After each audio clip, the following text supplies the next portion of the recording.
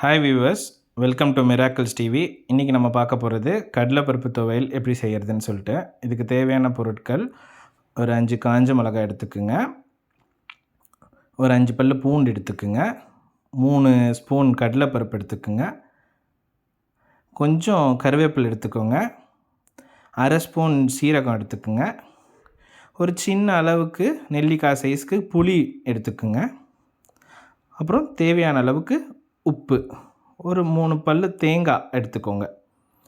இது எல்லாத்தையும் வாணலில் போட்டு நல்லா வதக்கிட்டு எடுத்து வச்சுக்கோங்க. இப்போ நம்ம எடுத்து வச்சுக்கிட்டதை மிக்சியில் போட்டு கொஞ்ச நாழி நம்ம ஓட விட்டுலாம்.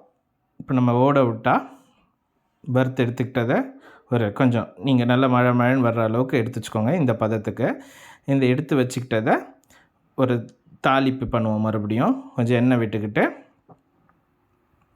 அதில் எண்ணெய் கொஞ்சம் காஞ்சதுக்கப்புறம் உளுத்தம்பருப்பு, கடுகு இதெல்லாம் போட்டு மிக்ஸ் பண்ணிக்கிட்டு இந்த தாளிப்பை கொஞ்சம் அது நல்லா வெடிக்கட்டும். வெடிக்கிற வரைக்கும் கொஞ்சம் வச்சுக்கிட்டு அந்த தாளிப்பை எடுத்து நீங்கள் அந்த நம்ம அரைச்சி வச்சுருக்கோம் இல்லைங்களா மிக்சியில், அந்த இதில் எடுத்து மாற்றிக்கிட்டு நம்ம அரைச்சி வச்சுருக்கிறத எடுத்து இதில் மிக்ஸ் பண்ணிங்கன்னா நமக்கு சுவையான கடலைப்பருப்பு தேங்காய் துவையல் ரெடி.